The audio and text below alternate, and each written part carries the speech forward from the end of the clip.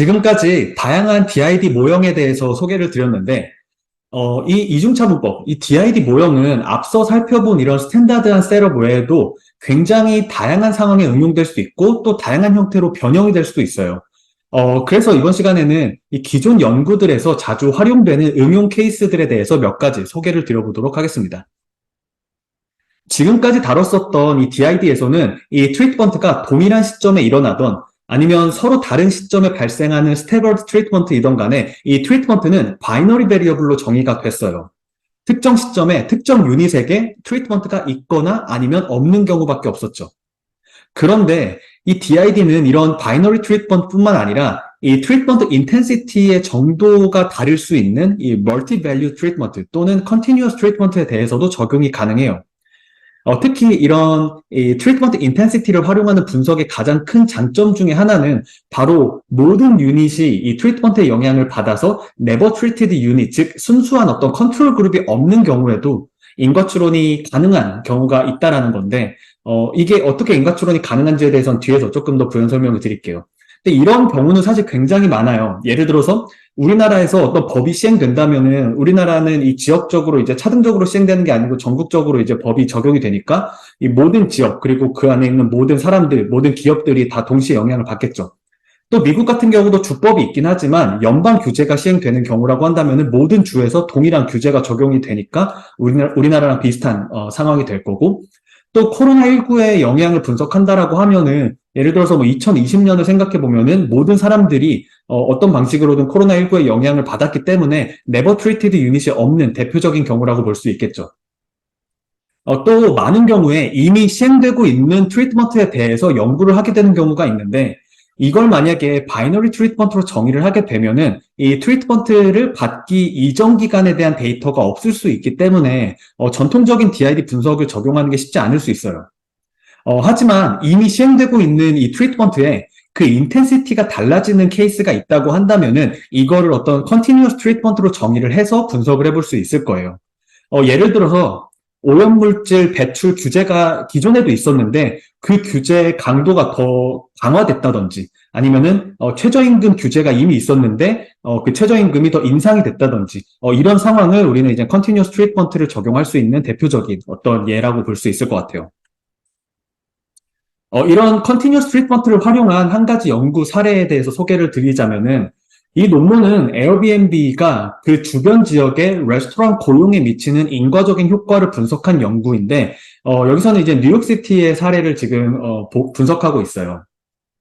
이 뉴욕시티 내에서 보면은 에어비앤비가 그 지역별로 다른 시점에 도입된 게 아니고 동일한 시점에 에어비앤비 서비스가 이제 런치가 됐기 때문에, 만약에 이 에어비앤비 어베일러빌리티를 바이너리 트리트먼트로 정의를 한다면은 이 뉴욕시티라는 이 트리트먼트 그룹에서 에어비앤비가 런치한 전과 후의 차이는 비교 분석할 수 있겠지만 이 뉴욕시티 내에서는 네버 트리티드 유닛이 없기 때문에 어떤 전통적인 의미에서의 그 DID 분석에는 적합하지 않은 상황이라는 걸 이해할 수 있죠. 물론 사실 이 뉴욕 내에서 이 에어비앤비 서비스가 동일한 시점에 런치가 됐다고 하더라도 사실 지역별로 이 에어비앤비 프로퍼티가 등록된 시점은 사실 조금씩은 차이가 있을 수 있을 거예요. 예상할 수 있는 것처럼 아마 맨하튼에서 이 에어비앤비 프로퍼티가 가장 먼저 등록이 됐겠죠. 그래서 이런 작은 어떤 지역 간의 베리에이션을 두고 이 어떤 스태거드 DID를 적용해 볼 수도 있겠지만, 사실 이 뉴욕시티 내에서 에어비앤비 프로퍼티가 등록되기 시작한 시점의 베리에이션이 그렇게 지역별로 크지 않을 거기 때문에 이마저도 그렇게 효과적인 방법은 아닐 수 있어요. 이때 생각할 수 있는 대안은 사실 에어비앤비의 영향을 받지 않은 다른 컨트롤 그룹을 구성을 하는 건데, 에어비앤비는 사실 이런 뉴욕시티뿐만 아니라 다른 지역에서도 이 다른 시점에 서비스를 런칭한 게 아니고 거의 모든 지역에서 동일한 시점에 이제 에어비앤비 서비스가 런칭이 됐기 때문에 이거를 이제 뉴욕시티 외로 확장을 한다고 하더라도 어떤 순수한 컨트롤 그룹을 구성하는 거는 쉽지 않을 수 있을 거예요. 그래서 이 연구에서 채택한 방법이 바로 뉴욕 내에서 이 지역별로 그 차이가 있는 에어비앤비 인텐시티를 컨티뉴어스 트리트먼트로 정의를 해서 이 DID 분석을 적용을 하고 있어요. 이렇게 continuous variable을 활용하는 게 DID 분석이 맞느냐는 이견이 있을 수 있는데, 사실 리서치 디자인 측면에서 보면은 이 트리트먼트 전후가 분명하게 이제 관찰 가능하고, 또 트리트먼트 이후에 인텐시티의 차이가 생기는 경우에는 이중차분법, 이 DID의 로직을 그대로 적용할 수 있고, 큰 문제가 없어요. 뒤에서 아마 조금 더 이제 상세하게 설명을 드릴 텐데, 아마 그 설명을 듣고 나면은 이 continuous treatment에서 DID가 어떻게 적용되는지, 그 작동 원리에 대해서 조금 더 이제 이해를 잘 하실 수 있을 것 같고요. 다만, 이때 한 가지 차이는 이 DID에서의 이중차분의 논리가 기존에는 이 트리트먼트 전후의 차이, 그리고 그게 두 그룹의 차이를 비교를 하는 거였는데, 이런 컨티뉴어스 트리트먼트에서는 인텐시티가 높고 낮을 때의 차이로 이제 적용이 되는 게 이제 아마 이 큰 차이일 거예요. 하지만 아무리 이렇게 말씀을 드려도 여전히 이 컨티뉴어스 트리트먼트에 대해서 이 DID가 어떻게 적용되는지 여전히 좀 이해가 잘 안 되고 좀 애매모호하죠. 사실 명확하게 이해가 안 되는 게 어쩌면 당연하고, 이런 애매모호한 부분 때문에 사실 지금까지 이 컨티뉴어스 트리트먼트가 그렇게 자주 활용되지만은 않았다라고 볼 수 있어요. 또 더 큰 문제는 사실 제가 이제 DID가 가장 많이 활용되는 이런 준실험 방법론 중에 하나인 가장 큰 이유는 바로 이 DID의 아이덴티피케이션 어썸션인 이 패럴 트렌드 어썸션에 대한 검증이 비교적 명확하고 쉽다라는 점이었는데, 이렇게 컨티뉴어스 트리트먼트를 정의를 하고 나면은 DID가 리서치 디자인상은 적용이 가능해도 이 패럴 트렌드 어썸션을 검증을 하는 게 그렇게 명확하지 않을 수밖에 없어요. 그러니까 그 어떤 DID의 장점이 퇴색될 수밖에 없겠죠. 우리가 만약에 이 바이너리 트리트먼트에 대해서 DID를 적용한다라고 하면은 우리가 이제 지난 시간에 배웠던 것처럼 이벤트 스터디 모델을 통해서 이 트리트먼트 전후의 어떤 relative time에서의 효과를 명확히 추정할 수 있고, 그래서 이 pre-treatment period에서의 relative time에서의 ATT가 효과가 그 유의한지를 통해서 이게 만약에 유의하지 않다면 패럴 프리트렌드가 이제 성립한다라고 이렇게 검증하는 게 가능했지만, 이 트리트먼트 인텐시티가 달라서 트리트먼트가 만약에 컨티뉴어스 하다면은 이렇게 렐러티브 타임을 통해서 이렇게 이 패럴 프리트렌드를 검증하는 게 쉽지만은 않을 거예요. 그래서 지금 이 연구에서도 약간의 임시 방편으로 이 지금 트리트먼트 인텐시티가 컨티뉴어스 베리어블이라서 이렇게 패럴 트렌드를 검증하는 게 쉽지가 않으니까 이런 트리트먼트 이 에어비앤비 인텐시티를 미디안 밸류를 통해서 로우 에어비앤비 에어리아랑 하이 에어비앤비 에어리아로 이렇게 바이너리 트리트먼트처럼 임시로 구성을 해서 이제 오른쪽처럼 이렇게 패럴 트렌드를 이제 임시 방편으로 보여주고 있어요. 사실 이런 컨티뉴어스 트리트먼트에 대해서 지금까지 이 패럴 트렌드 어썸션에 대해서 그렇게 깊이 있게 진지한 고민 없이 활용되어 온 것도 사실이지만, 최근 연구들에서 이제 이러한 이 컨티뉴어스 트리트먼트에서의 DID 분석의 이런 문제점들에 대해서 많이 연구가 되면서 이 컨티뉴어스 트리트먼트가 DID에 어떤 식으로 적용이 되고, 또 그때 이 패럴 트렌드 어썸션은 어떻게 달라질 수 있는지에 대한 이해 폭이 굉장히 넓어졌어요. 그 가장 대표적인 연구가 바로 이 컬러웨이와 그의 이제 동료들의 연구라고 볼 수 있는데, 이 연구는 이 컨티뉴어스 트리트먼트가 있을 때 DID 분석이 어떻게 적용되고, 또 그때 이 패럴 트렌드 어썸션이 어떻게 재정립되어야 하는지를 이론적으로 분석한 연구라고 볼 수 있어요. 사실 뭐 논문을 보면은 뭐 수식이 가득하지만 그 기본 아이디어는 사실 그렇게 어렵지 않아요. 그래서 간단하게 제가 설명을 드려보자면, 이 멀티 밸류 트리트먼트 또는 이 컨티뉴어스 트리트먼트가 있을 때는 이 트리트먼트 이펙트는 사실은 우리가 두 가지로 나눠볼 수가 있어요. 하나는 바로 이 레벨 이펙트로서 이 트리트먼트가 없을 때에 비해서 이 트리트먼트를 이만큼 받았을 때 이 트리트먼트 이펙트이고, 다른 하나는 이런 슬로프 이펙트로서 트리트먼트 인텐시티가 조금 작았을 때에 비해서 이 트리트먼트 인텐시티가 조금 더 커졌을 때 그때 인크리멘털하게 증가하는 그런 트리트먼트 이펙트라고 볼 수 있어요. 사실 전자는 average treatment effect이고, 후자가 이제 이 저자들은 지금 average causal response, ACR이라고 부르고 있어요. 여기서 보면은 지금 ATT는 지금 이렇게 나타나 있는데, 이 트리트먼트를 B만큼 받은 대상에 대해서 만약 이들이 트리트먼트를 A만큼 받았다면은 그게 이제 트리트먼트를 안 받았을 때 대비해서 효과가 얼만큼 있을 거다라고 하는 게 이제 이 ATT를 계산할 수 있겠죠. 원래 트리트먼트가 바이너리라면은 사실 이 ATT는 트리트먼트 그룹 하나에 대해서만 정의되겠지만은 이게 지금 만약에 컨티뉴어스 트리트먼트라고 한다면은 이 트리트먼트 레벨이 여러 레벨이 있을 거기 때문에 이렇게 우리가 이제 정의를 할 수가 있고, 만약에 지금 여기서 지금은 이 트리트먼트를 B만큼 받은 대상에 대한 ATT인데, 만약에 이거를 이제 모든 트리트먼트 레벨로 확장을 하면은 그게 바로 이제 Average Treatment Effect ATE가 되겠죠.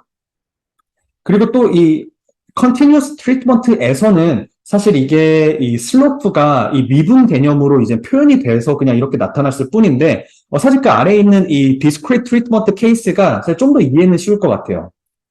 그래서 여기서 보면은 ACR on the treated, ACRT는 보면은 지금 이 트리트먼트를 DJ만큼 받은 대상에 대해서 DJ를 받았을 때와 그리고 DJ보다 약간 작은 이 DJ-1의 트리트먼트를 받았을 때의 효과의 차이가 어느 정도인지, 그러니까 인크리멘털하게 트리트먼트를 DJ-1만큼 받다가 DJ만큼 받을 때 그 인크리멘털하게 증가하는 그 슬로프의 효과를 나타내고 있어요. 이 디스크리트 트리트먼트 케이스를 보면은 어느 정도 그 슬로프라는 의미가 좀 이해가 되시죠? 그리고 이게 지금 이 DJ라는 하나의 이 트리트먼트 레벨에서 정의가 되는 ACRT인데, 이걸 이제 모든 트리트먼트 레벨에 대해서 확장을 하면은 그게 이제 ACR, Average Causal Response가 되겠죠. 여기서 여기서 보면은 이 DJ 레벨에서 ACRT 같은 경우는 보면은 지금 이 직전 트리트먼트 레벨 DJ-1 대비해서 얼만큼 트리트먼트 효과가 인크리멘털하게 변했는지, 그 슬로프 이펙트니까 사실 이거를 풀어서 놓고 보면은 DJ 레벨에서의 ATT와 그거보다 조금 낮은 레벨의 트리트먼트인 DJ-1에서의 ATT의 차이와 같을 거예요. 그래서 이 컨티뉴어스하게 변하는 이 트리트먼트에서 이 트리트먼트 레벨이 살짝 증가할 때 얼만큼 그 ATT가 변했는지, 그 인크리멘털 체인지, 그 슬로프를 나타내는 게 바로 ACR이라고 볼 수 있어요.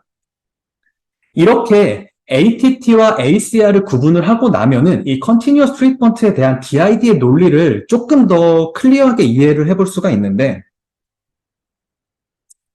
이렇게 이 트리트먼트 인텐시티가 변하는 상황에서 이렇게 트리트먼트 레벨 DJ와 그 직전 레벨의 트리트먼트인 이 DJ-1을 한번 고려를 해볼게요.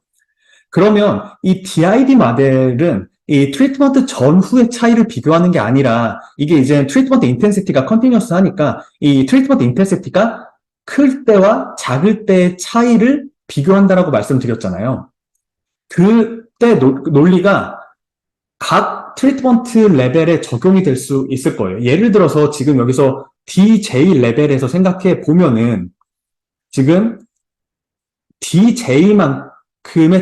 DJ만큼의 트리트먼트를 받았을 때, 그리고 여기서 마찬가지로 DJ만큼의 트리트먼트를 받았을 때죠. 그래서 DJ만큼 트리트먼트를 받은 대상에 대해서 이 DJ만큼의 트리트먼트를 받기 전과 후, 그러니까 아예 받지 않았을 때와 받은 후의 차이에다가, 만약에 이 대상이 그 직전 레벨인 DJ-1만큼을 받았을 때 그 전후의 차이, 이 차이의 차이를 고려를 하면은 이게 이제 DID를 통해서 이 트리트먼트 레벨 DJ에서의 이 효과를 우리는 구해볼 수 있는 거예요.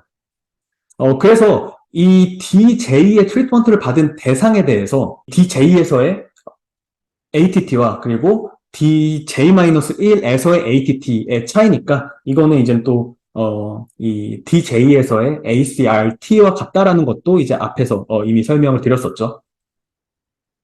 이렇게 ACRT를 이제 지금 여기서는 DJ 레벨에서만 구했는데, 이걸 이제 모든 레벨에서 다 구하고 각각 이제 이거를 다 계산을 하고 그걸 전부 다 이제 애그리게이션을 해서 최종적으로 이 트리트먼트 레벨이 한 단계 증가할 때 트리트먼트 이펙트의 평균을 구할 수 있을 거예요. 지금 여기서 보면은 DJ-1에서 DJ로 한 단계 증가할 때 지금 트리트먼트 이펙트잖아요. 이거를 이제 모든 레벨에 대해서 다 해가지고 평균을 내면 평균적으로 트리트먼트 레벨이 한 단계 증가할 때 트리트먼트 이펙트를 구할 수 있겠죠.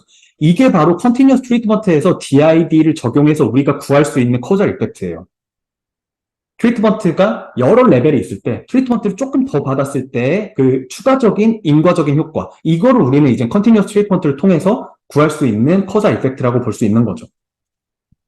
이렇게 우리가 이제 컨티뉴어스 트리트먼트에서 DI를 통해서 구하고자 하는 이 코잘 이펙트가 뭔지에 대해서 명확히 이해를 하고 나면은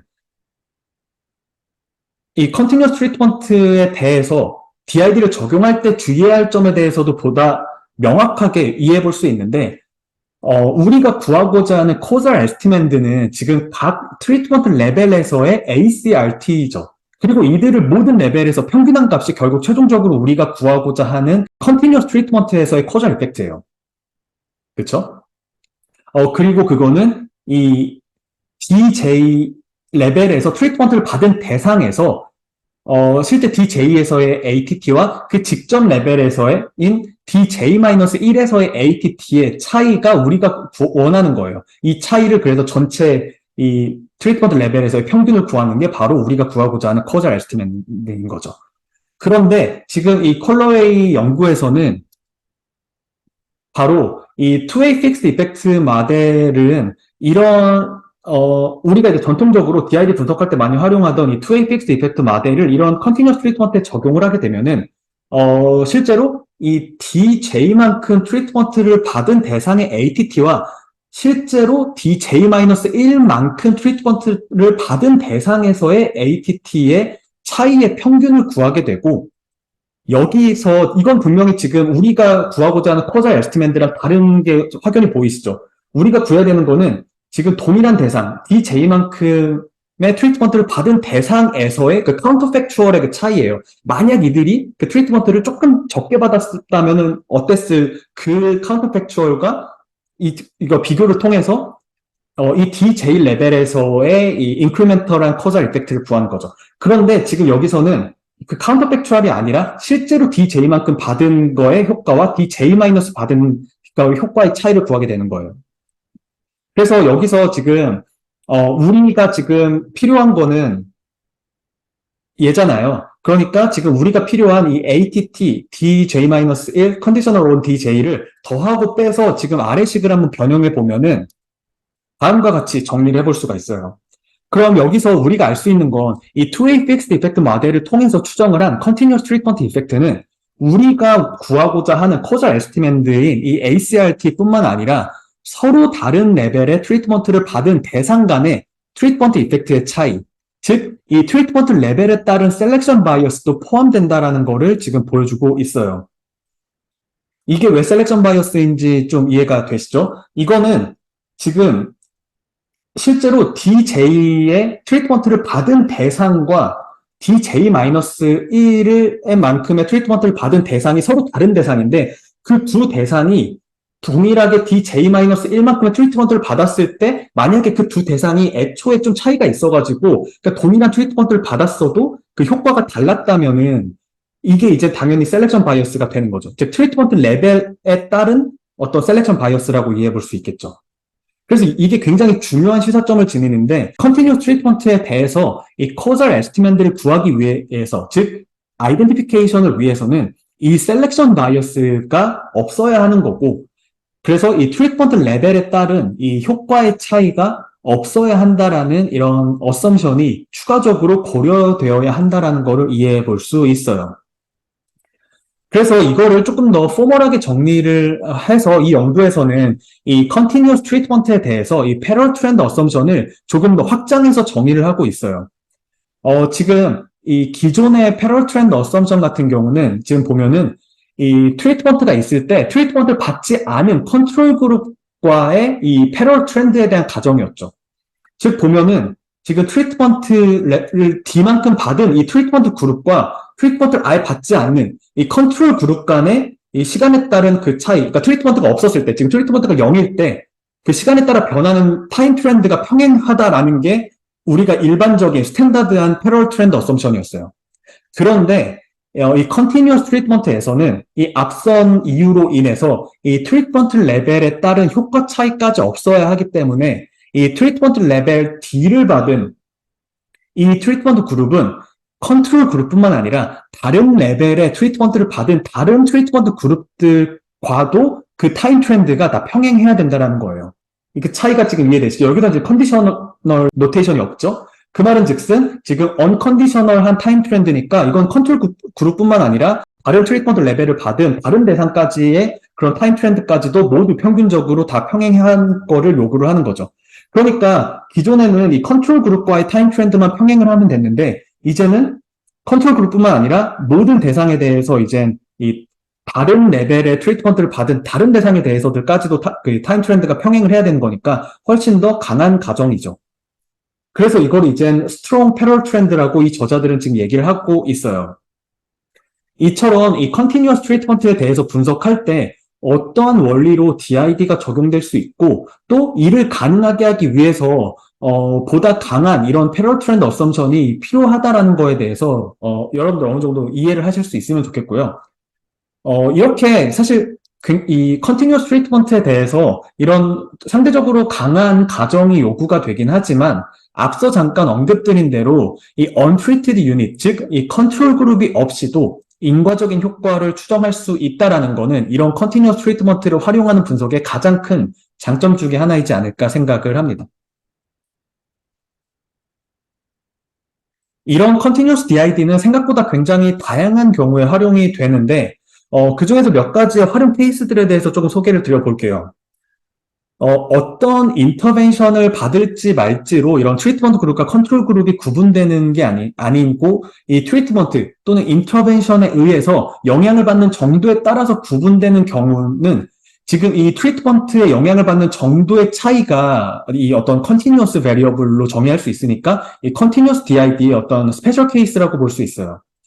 예를 들어서 지금 이 연구에서는 이 기업에서의 사회적 책임, 이 CSR이 2008년 금융위기 당시에 기업 성과에 어떤 영향이 있었는지를 분석한 연구라고 볼 수 있어요.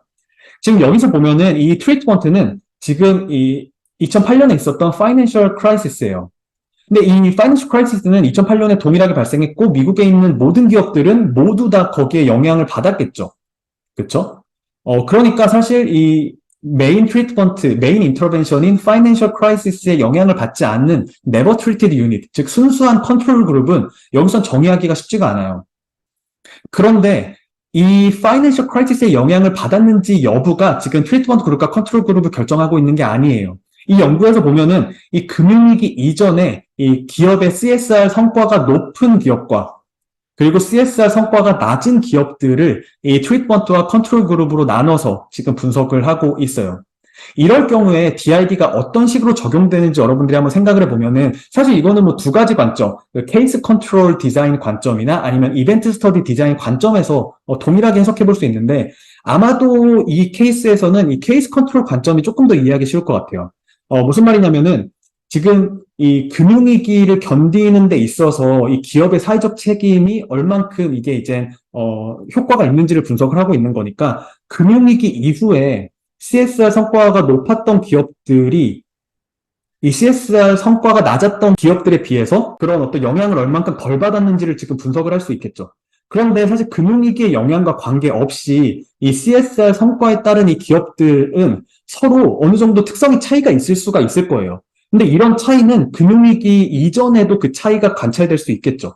그래서 이 금융위기 이전에 이 두 그룹 간의 차이를 한 번 더 빼주고 그러면서 한 번 더 보정을 해줌으로써 이러한 셀렉션 바이어스를 효과적으로 배제할 수 있는 게 바로 이 현재 이 세팅에서의 DID를 적용하는 방식이에요. 지금 이게 전통적인 DID의 어떤 이 세팅은 아니지만 우리가 그동안 배웠던 이 DID의 논리가 그대로 적용되고 있는 게 지금 이해되시나요?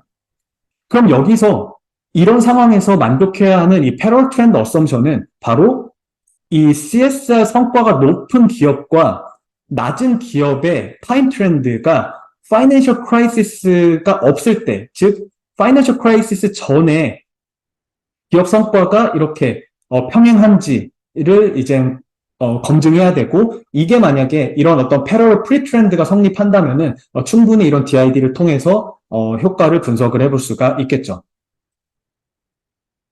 이런 형태의 변형된 DID는 CSR이라는, 그러니까 제가 여기서 이해를 돕기 위해서 이렇게 두 그룹으로 나눴지만, 사실 이 연구에서는 이 CSR이라는 Continuous Variable을 트리트먼트로 직접 활용하고 있어요. 그러니까 이건 Continuous DID의 특수한 케이스라고 볼 수 있고, 앞서 언급드린 대로 여기서는 지금 이 컨트롤 그룹이 없죠. 하지만 이렇게 Continuous DID에서는 이런 컨티뉴어스 트리트먼트의 하이 인텐시티와 로우 인텐시티 그룹 간의 차이를 통해서 이렇게 컨트롤 그룹이 없는 경우에도 인과 추론이 가능하다라는 거를 이 예시를 통해서도 확인해 볼 수 있을 거예요. 그리고 이제는 여기서 활용하고 있는 이 DID 수식이 어떤 걸 의미하는지 이제 여러분들 충분히 이해하실 수 있지 않을까 기대를 하는데, 여기서는 지금 이 메인 트리트먼트 시점을 사실 지금 여기, 제가 왼쪽 그림에서는 간단하게 도식화하려고 파이낸셜 크라이시스 하나의 시점만 보고 있지만, 지금 이 연구에서는 이 파이낸셜 크라이시스와 그리고 그 이후에 이 포스트 크라이시스 이렇게 두 개 시점을 나눠서 애프터 피리어드를 두 시점으로 보고 있어요. 하지만 기본적으로 지금 이 CSR이라는 이 트리트먼트 인디케이터와 그리고 애프터 피리어드라는 크라이시스 또는 포스트 크라이시스 간의 이런 인터랙션 을 통해서 이 DID를 분석하고 있는 거는 일맥상통하죠. 그리고 지금 이 CSR 변수나 아니면 크라이시스 또는 포스트 크라이시스 이 각각 변수들의 메인 텀 같은 경우는 여기서는 지금 다 생략되어 있는데, 그 이유는 바로 이 form fixed 이펙트와 그리고 time fixed 이펙트에 해당하는 이 타임 더미에 의해서 흡수되어서 사라진 결과라는 것도 여러분들이 이제 쉽게 이해할 수 있을 거예요. 이런 상황은 사실 굉장히 많은데, 이거는 제가 수행을 했던 연구예요. 코로나19 상황에서, 미국뿐만 아니라 전 세계 거의 많은 대학들이 이제 영향을 받아서, 굉장히 이제, 캠퍼스를 이제 닫고 온라인 수업으로 이제 전환을 하는 많은 이제 변화를 겪었는데, 특히 2020년에 그랬었죠.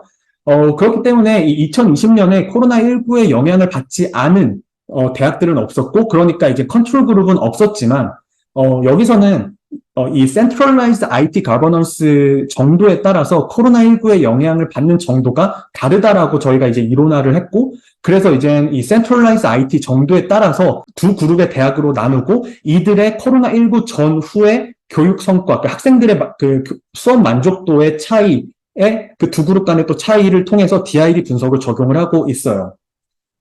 사실 저는 처음에는 이 Centralized IT를 Continuous Variable로 정의를 했는데, 이 리뷰 과정에서 이걸 이제 High Centralized IT 그룹과 이제 Low Centralized IT 그룹 이렇게 바이너리 인디케이터로 바꿔야 하긴 했지만, 사실 이거를 그냥 이 Degree of IT Centralization이라고 이제 Continuous Treatment로 활용을 하면은 이건 그냥 그대로 Continuous DID가 되겠죠. 그리고 이 연구의 리서치 디자인은 그 앞에서 그 저널 파이낸스 연구랑 정확히 동일한 구조를 가지고 있으니까 제가 여기서 뭐 수식이나 이런 걸 설명하는 거는 생략을 하고, 여러분들이 직접 한번 이 상황이 어떻게 이 DID 세팅에 적용이 될 수 있고 또 그걸 분석하기 위한 리그레션 모델은 어떻게 구성이 됐는지 한번 여러분들이 생각을 해보시면 도움이 되지 않을까 생각을 합니다.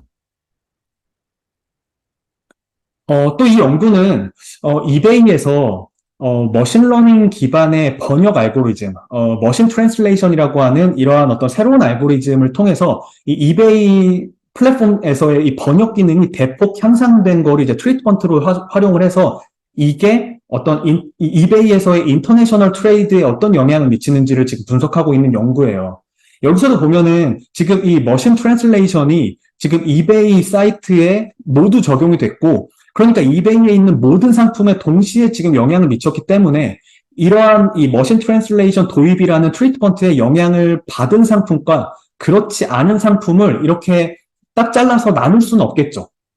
그렇죠. 하지만 적어도 이 머신 트랜슬레이션 이 알고리즘 향상에 더 영향을 많이 받았을 상품과 그렇지 않은 상품을 이렇게 둘로 나눌 수 있고, 즉 이 트리트먼트 인텐시티에 따라서 이 트리트먼트 인텐시티가 높은 상품과 낮은 상품을 나눌 수 있고, 그걸 바탕으로 이렇게 트리트먼트 그룹과 컨트롤 그룹을 나눌 수는 있겠죠. 그래서 지금 그런 아이디어에 착안해서 이 연구에서는 그 이베이에 올라온 그 상품 설명의 길이, 그 넘버 오브 월드를 가지고 이제 활용하고 있는데, 그 상품 길이가 길수록 당연히 번역의 퀄리티가 조금씩 떨어질 수밖에 없겠죠. 그러니까 이제 상품 길이에 따라서 이 머신 트랜슬레이션의 효과가 달라질 거라고 주장을 하고 그런 논리 하에서 이렇게 DID 분석을 수행을 하고 있어요. 앞서와 마찬가지로 이런 형태의 분석도 이 Continuous DID의 특수한 케이스라는 점에 대해서 여러분들 다시 한번 이 연구를 통해서 확인해 볼 수 있지 않을까 생각을 하고요. 또 마지막 사례를 살펴보면은 인도네시아에서 공립학교 건설 프로그램이 이제 학생들의 학업 성과와 그리고 이제 졸업 후에 임금에 미치는 어떤 인과적인 효과를 분석한 연구인데, 이 연구도 사실 굉장히 유명한 연구 중에 하나고, 2019년에 이제 노벨 경제학상 수상자 중에 한 명인 이제 듀플로 교수님의 대표 연구 중에 하나라고 볼 수 있는데, 지금 인도네시아에서의 프로그램을 통해서 지금 학교를 새로 짓는데 그 새로 지어진 학교가 초등학교예요. 그러니까 이 프로그램이 시행됐을 당시에 2살에서 6살 사이의 아이들이 학교가 이제 지어진 후에 그 새로운 학교를 다님으로써 이제 혜택을 볼 수 있는 학생들이에요. 이 학생들이.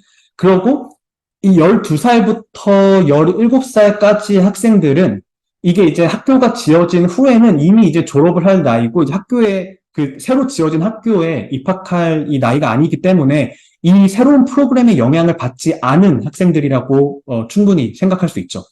그래서 이 인도네시아에서의 이런 학교 건립 프로그램의 전후의 차이는 바로 이 서로 다른 연령대의 이 두 그룹의 학생들의 학업 성과와 그리고 이제 졸업 후에 임금의 차이를 비교함으로써 추정할 수 있을 거예요. 근데 문제는 이 프로그램은 인도네시아 전역에 시행이 됐어요. 그러니까 이 프로그램이 영향을 받지 않은 순수한 컨트롤 그룹은 사실 존재하지 않아요. 그런데 이 지금 프로그램의 취지상 저소득 가구의 비중이 높거나 아니면은 미취학 아동 숫자가 많은 지역 등에 이제 우선적으로 이런 공립학교 건설이 이제 추진됐기 때문에 이러한 어떤 사회 경제적인 요인에 따라서 지역 간에 이런 프로그램이 영향을 받는 정도의 차이가 컸어요.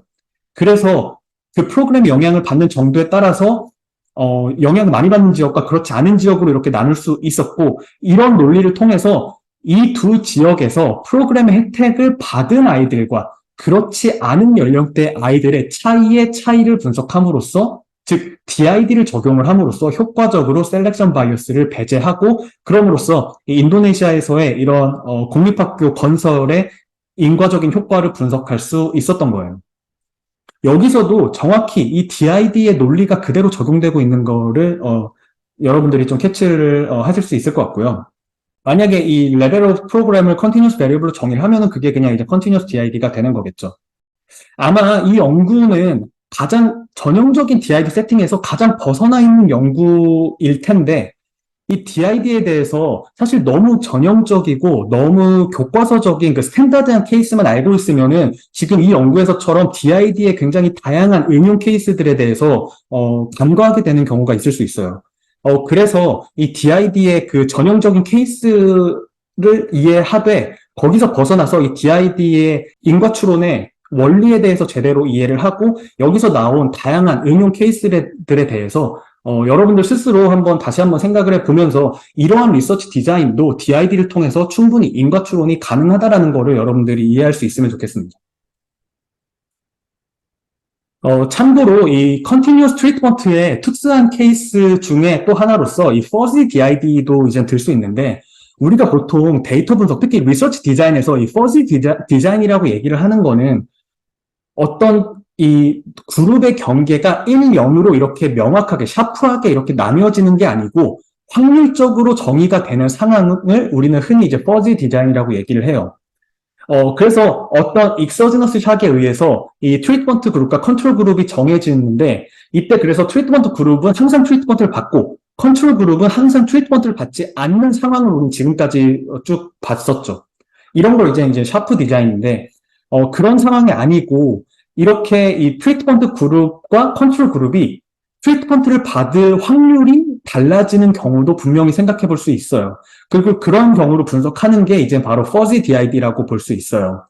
그래서 이 트리트먼트가 어떤 확률로서 정해지고 이 트리트먼트 그룹에 있는 사람들이 트리트먼트를 받을 확률이 높아지지만 그게 100%는 아니기 때문에 트리트먼트 그룹 내에서도 분명히 트리트먼트를 받지 않은 사람들이 있고 반대로 컨트롤 그룹 내에서도 트리트먼트를 받을 확률이 낮긴 하지만 0은 아니기 때문에 이 트리트먼트를 받는 경우도 있어요. 물론 경우에 따라서는 이게 이제 원사이드 퍼지 디자인일 수도 있긴 하지만 어쨌든 이렇게 트리트먼트가 확률로 정해지고 이 확률 자체가 어떤 컨티뉴어스 베리어블이니까 이것도 이제 컨티뉴어스 트리트먼트의 굉장히 특수한 경우라고 볼 수 있는 거겠죠.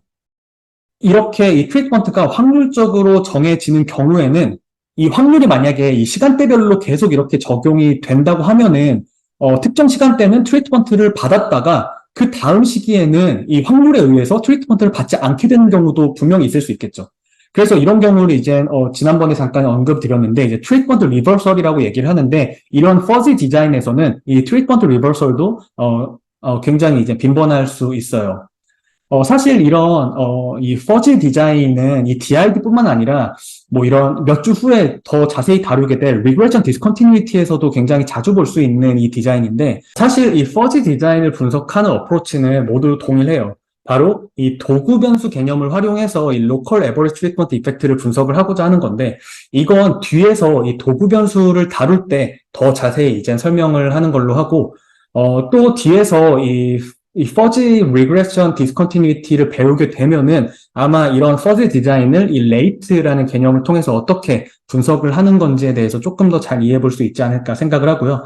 그래서 여기서는 뭐 이 퍼지 디자인을 이 레이트 분석을 이 DID에 그대로 적용할 수 있는데 여기서 자세히 다루진 않겠지만 한 가지만 언급을 드리자면은 이런 로컬 에버리지 트리트먼트 이펙트 분석 같은 경우는 기존의 DID 분석에 뭐라도 하나가 더 추가된 개념이기 때문에 당연히 아이덴티피케이션 어썸션도 하나가 더 추가된다 정도로만 일단 이해를 하면 좋을 것 같고요. 만약에 여러분들이 이런 상황이 있고 이런 분석이 적용을 하는 게 필요하다고 한다면은 지금 여기에 나와 있는 이 논문을 참고를 해보면 좋을 것 같습니다.